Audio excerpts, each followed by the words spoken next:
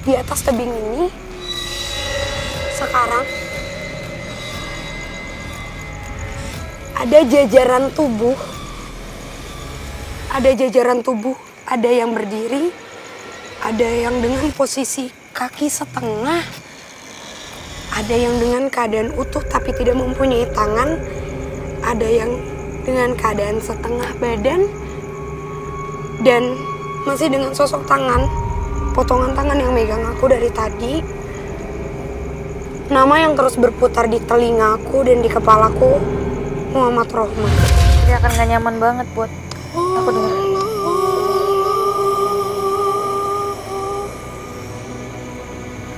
Udah. Ada pesan. Kenapa? Seketika Frisly mengalami gangguan. Kenapa? Tunggu.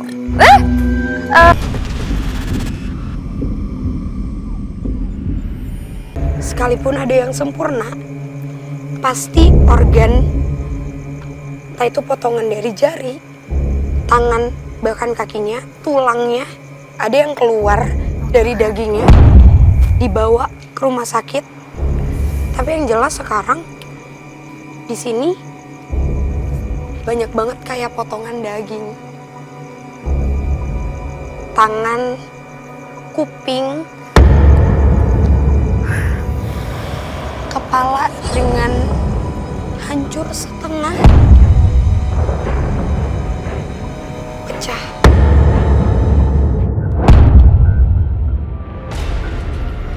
Tak sedikit warga membantu jalannya evakuasi korban, menjadi saksi kelam dan mengenaskannya beberapa anggota tubuh yang berserakan di area rel kereta. Kemudian ada yang badannya di sana, kepalanya di sini, terbawa itu. Yang sebelah sana tengkurap begitu, ininya sudah habis nih, hancur. Dan dari korban-korban yang ada di sini, Fris, perasaan apa yang kamu rasain yang lebih dominan saat ini? Sedih, nggak terima, penyesalan. Beberapa dari mereka itu udah dapat larangan dari orang tuanya, nggak boleh ikut, nggak usah ikut dek, janganlah nanti aja, nggak enak. Perasaannya lebih ke sedih dan miris. Dua hal itu yang bisa aku rasain secara instan pas Frisly menjelaskan tentang apa yang pernah terjadi di sini. Nginget lagi, ngebayangin sih ya lebih tepatnya tentang korban yang sebegitu banyaknya. Tapi mereka tetap kokoh buat ikut karena menurut mereka itu acara bareng-bareng sama temen-temen, Nat. Iya. Itu emang acara yang sudah direncanakan, yang memang akan ada kegiatan sih di sana. Aku udah dapet gambarannya lebih jelas lagi tentang kejadian dan tempat ini. Seketika, Frisly seolah mendapat gangguan dari sosok yang mencoba berkomunikasi dengan kami. Ada yang megang aku. Satu tangan, tapi nggak punya badan, nggak ada kepala. Aku juga nggak tahu ini tangan siapa.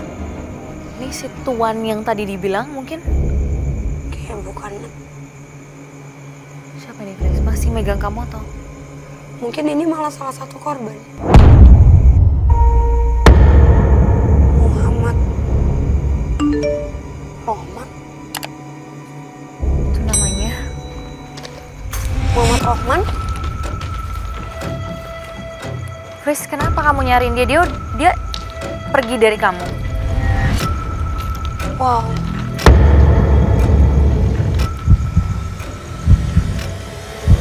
Ya bagus Nat, bener di center ke arah sana. Kenapa? Muhammad Rohman. Hah?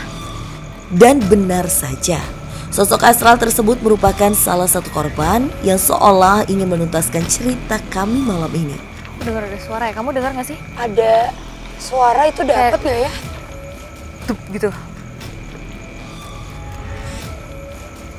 Di atas tebing ini, sekarang ada jajaran tubuh. Ada jajaran tubuh, ada yang berdiri, ada yang dengan posisi kaki setengah, ada yang dengan keadaan utuh tapi tidak mempunyai tangan, ada yang dengan keadaan setengah badan, dan masih dengan sosok tangan, potongan tangan yang megang aku dari tadi.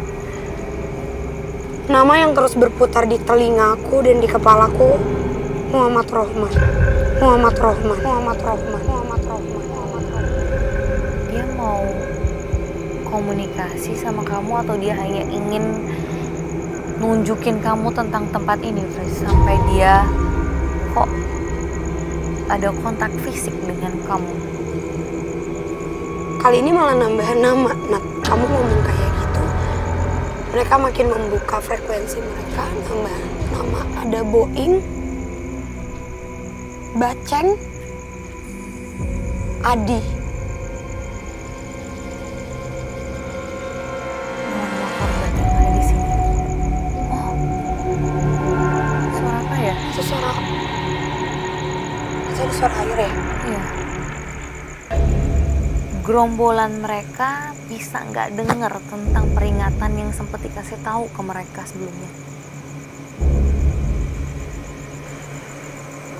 Kayak yang tadi aku bilang, pandangan mereka melihat ke depan kalau bangunan setengah lingkaran itu atau terowongan itu jauh, masih jauh banget dari mereka.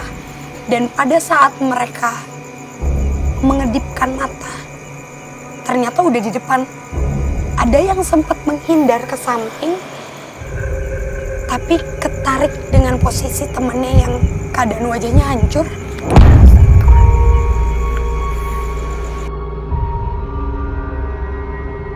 Selebihnya banyak yang udah jatuh lalu terlindas badan kereta itu sendiri. Mereka nggak denger apapun, Nat. Dengan kejadian itu, Fris, akhirnya mereka mengganggu atau menghantui warga yang tinggal dekat sini atau enggak? Bukan menghantui.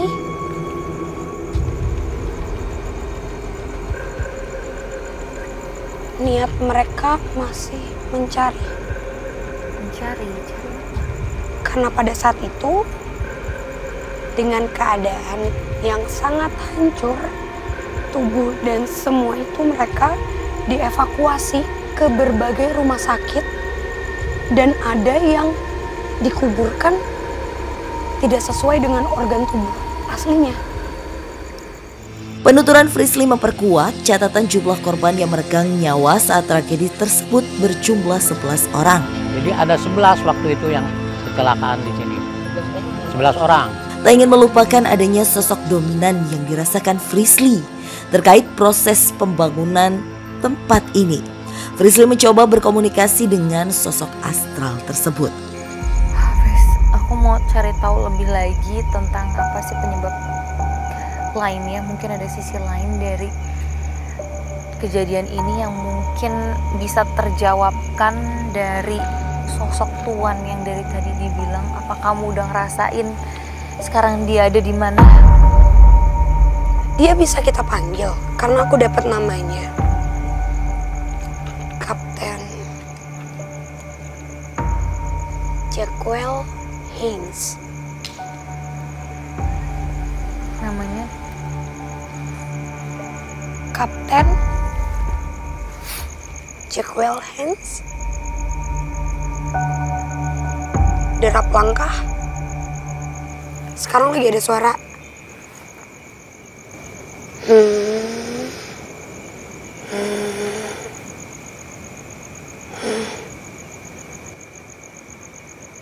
Oke.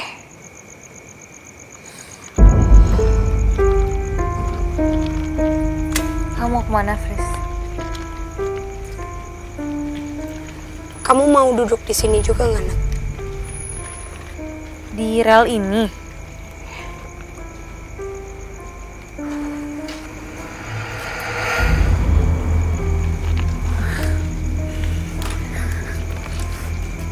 Kasih tahu aku kalau kamu mulai ngerasa gak enak ya.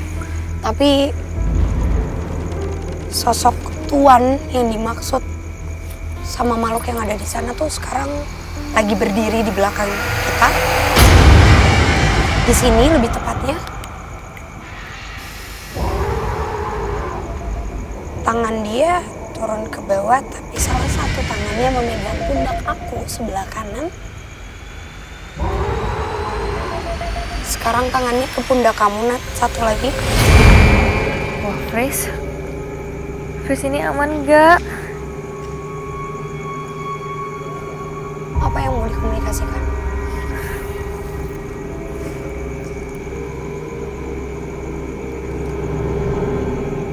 Hah? Nat, kamu boleh nanya, Nat.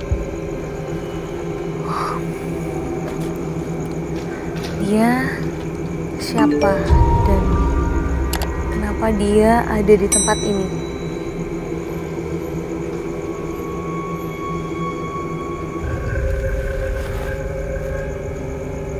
Dia bilang harusnya ini wilayah saya. Saya membentuk tempat ini menjadi tempat kalian. Saya yang memberi air kepada kaum kalian.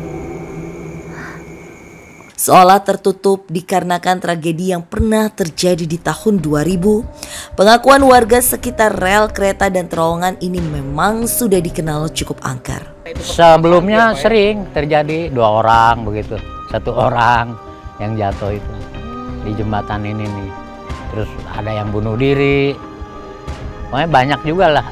Tak ingin menguras banyak waktu, di mana saya mencoba mempertanyakan sebuah mitos janggal yang terjadi sebelum adanya tragedi kelam. Dan apa yang dia lakukan sama orang-orang kita dulu? Kenapa dia jadiin korban di sini?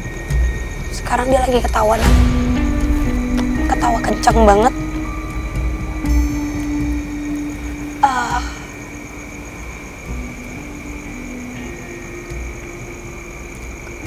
Kaum kalian hanya budak, lemah, yang saya butuhkan sedikit tenaganya dan banyaknya kepala. Banyaknya kepala maksudnya dari korban-korban yang akhirnya juga dijadiin tumbal untuk tempat ini, Fris. Betul, Nat. Dari awal pembangunannya emang pakai tumbal, dan yang harus ditumbalkan orang-orang kita yang diperbudak sama penjajah. Ngomongin tentang korban, kamu masih ingat gak, Fris, tentang tadi di awal aku juga sempat bilang bahwa sebelum kejadian besar yang ada di sini di tahun 2000 itu, warga sekitar tuh sempat mengatakan bahwa ada bau amis yang mereka cium selama kurang lebih, kalau tidak salah 3 hari. Baru akhirnya ada kejadian itu. Itu maksudnya apa, Fris? Aku masih penasaran. Apa itu memang tanda? Sebenarnya kalau bau amis itu bukan cuma 3 hari sebelum kejadian, Nat. Tapi emang sampai saat ini beruntungnya di tempat ini sudah dibangun menjadi lebih baik, dan di samping juga ada tempat ibadah. Tapi aslinya sampai saat ini ketika mereka memang pada aktif, frekuensinya lagi sama dengan kita, mereka akan menunjukkan bau amis atau bau busuk itu. Karena memang semennya itu diaduknya menggunakan darah, Nat. Jadi bau amis itu bukan sebagai bentuk tanda kejadian di tahun 2000 itu, tapi itu memang udah dari dulu, dari awal ini dibangun, karena pada saat proses pembangunan itu ada banyak darah, ada banyak korban. Iya. Dan sampai sekarang kamu masih bisa cium bau itu. Masih, Nat. Apalagi ini Kapten Jackwell Haynes masih pegang tangan aku, masih megang pundak aku. Jadi aku masih bisa ketarik sama semua perbuatan dari penjajah Ya memang bagaimana cara mereka mengaduk semen itu, memenggal kepala dan sengaja darahnya itu dicampur ke bagian dari pembangunan. Mereka tertawa dan menginjakan kaki di atas tubuh tanpa kepala. Jadi kakinya tuh sengaja diinjekin di bagian punggung, diinjek kayak gitu aja, Nat. Karena mereka udah ngetawain kalau oh sebentar lagi nih sudah sesuai dengan apa yang mereka harapkan. Mereka percaya kalau kokohnya bangunan itu tercipta dari berapa banyak kepala yang sanggup kita berikan. Perlahan tapi pasti, teka-teki akan cerita mistis dan mitos di tempat ini mulai terkuak, hingga tersisa satu yang kini masih mengganjal dan merupakan mitos kuat di area tersebut. Terakhir sebelum kita tinggalin tempat ini, aku mau tanya tentang satu lagi mitos yang sering didengar sama warga. Warga tuh suka bilang karena ini memang letaknya juga sangat berdekatan dengan pemukiman warga, mereka suka bilang bahwa mereka kerap mendengar adanya jeritan-jeritan. Itu jeritan dari zaman Belanda dulu atau memang korban dari kejadian 2000 itu? Sejujurnya ya Nat, karena mungkin kepercayaan masyarakat yang terbangun itu memang tempat ini bukan tempat yang baik. Lalu ditambah dengan beberapa kejadian sebelum di tahun 2000 itu memang sudah ada beberapa korban yang meninggal di tempat ini juga. Jadi jeritan itu memang jeritan para korban dicampur pada masa Belanda yang memang alasan kenapa kokohnya bangunan ini ada ya karena di dalam banyak kepala mereka. Oke, aku udah paham sekarang. Dan Ceritanya tuh kamu mau tahu nggak kayak gimana? kayak gimana kedengarannya? Ini yang dari tadi juga aku dengar ya Nat. Jadi dari tadi kita jalan, kalau tadi kamu bilang kok ngerasa nggak nyaman, nggak enjoy ngelihat tempat ini karena jeritan yang keulang itu selalu teriakan orang-orang yang seperti kesakitan yang mereka mohon-mohon dan juga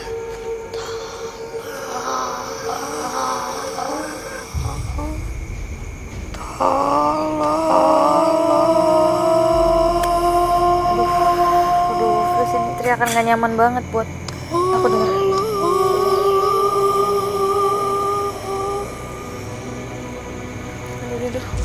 Udah, Chris. ada pesan. Kenapa?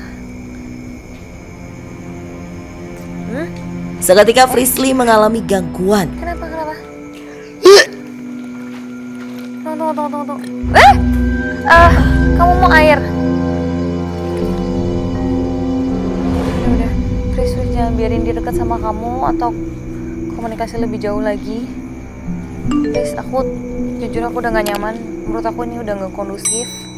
Aku gak ngerti maksudnya apa, tapi saat ini kita cuma berdua juga.